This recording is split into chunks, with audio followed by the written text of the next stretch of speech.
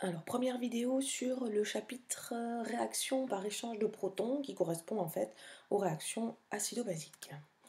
On va commencer par des rappels peut-être, rappel du collège sur les notions de acide, base. Donc le pH est une grandeur sans unité qui est compris forcément entre 0 et 14. Et nous avons les solutions acides qui ont les pH les plus petits, donc compris entre 0 et 7, et les solutions basiques qui ont un pH plus grand, compris entre 7 et 14. Lorsque l'on est à un pH égale 7, on a ce qu'on appelle une solution neutre. Dans les exemples de solutions acides de tous les jours, on a tout ce qui est agrumes, notamment le jus de citron, les vinaigres, tous les sodas par exemple, et dans les solutions utilisées à la maison, il peut y avoir les solutions lait tartrante.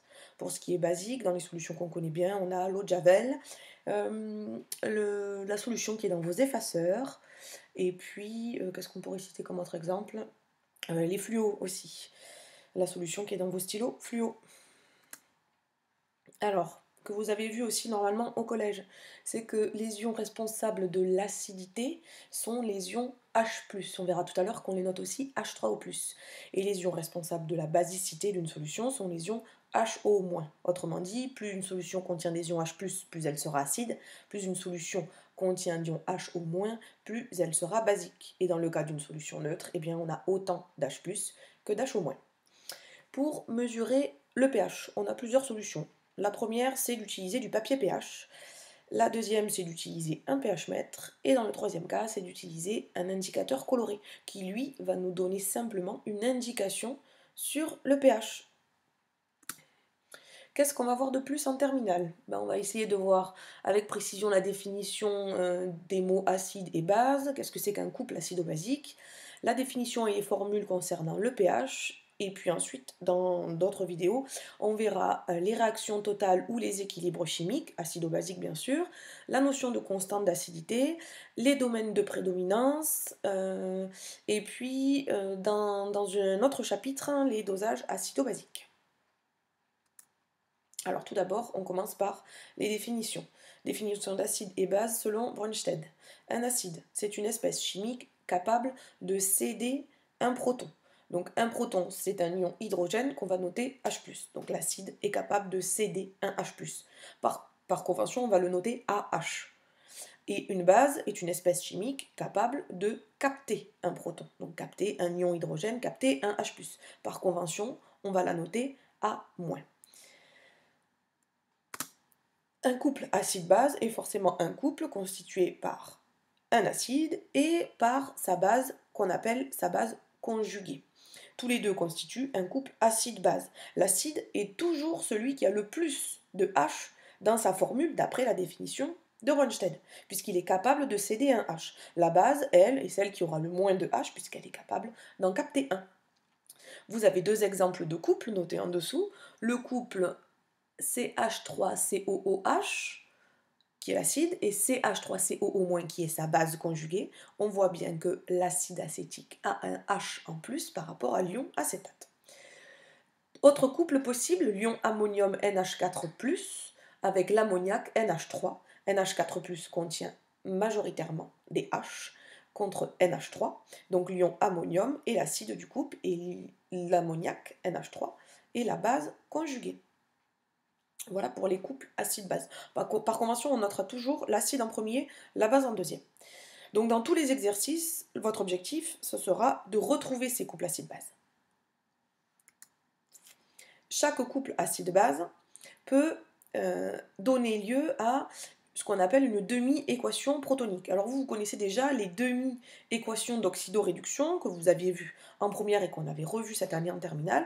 Là maintenant, on est en demi-équation protonique. Elles sont encore plus faciles. C'est juste le passage de l'acide à sa base conjuguée, sachant que l'acide va libérer un proton. On aura donc l'acide qui donne sa base conjuguée plus H+. Donc rien de plus facile. Donc pour les deux couples de tout à l'heure, CH3COOH qui donne CH3COO- plus H+, et NH4+, l'acide, qui donne NH3, sa base conjuguée, plus H+. Voilà, vous remarquerez que dans toutes les équations, on note ça avec une double flèche. On verra un petit peu plus tard, dans la deuxième vidéo, quand est-ce qu'on a une double flèche, et qui s'appelle l'équilibre chimique, et quand est-ce qu'on a une flèche simple. Donc ces demi-équations protoniques, elles sont toutes simples à écrire. Un cas particulier maintenant, le cas de l'eau. L'eau, il fait partie de deux couples acides-base. Alors on va appeler ça une espèce amphotère. On peut dire aussi ampholyte. C'est-à-dire que dans un de ces couples, l'eau joue le rôle de l'acide, comme dans le premier couple H2O, HO-, l'eau est du côté acide, et l'eau est aussi la base du couple H3O+, H2O. On a donc l'eau qui est base dans le couple H3O+, H2O et acide dans le couple H2O, HO-. Je vous rappelle, on dit que c'est une espèce amphotère ou ampholyte. Comme une réaction acido-basique, elle fait intervenir l'acide d'un couple avec la base d'un autre couple. Alors c'est ce qu'on va considérer comme un transfert de protons. On a vu tout à l'heure les demi-équations protoniques. Donc si on a l'acide d'un couple avec la base d'un autre, on a bien un échange de protons. Si on est dans le cas de l'eau, reprenons nos deux exemples. L'eau est l'acide d'un couple et l'eau est la base d'un autre couple. Donc on a H2O acide plus H2O base qui va donner H3O+, plus HO-. Cette réaction, c'est ce qu'on appelle l'autoprotolyse de l'eau. On la reverra dans le chapitre dans une autre vidéo. Alors reprenons nos exemples de tout à l'heure. On a le couple CH3COH, CH3CO-, et on nous dit que c'est la réaction entre l'acide éthanoïque et l'eau. L'acide éthanoïque est acide. Il faut donc que l'eau ait un rôle basique dans son couple. Ce qui veut dire qu'on va choisir le couple H3O+, H2O pour l'eau, et pas le couple H2O, HO-.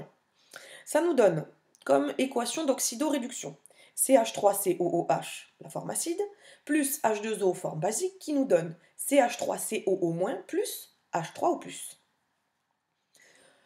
De la même façon, si on essaie de faire la réaction entre l'ammoniac NH3 et l'eau, l'ammoniac est basique dans son couple.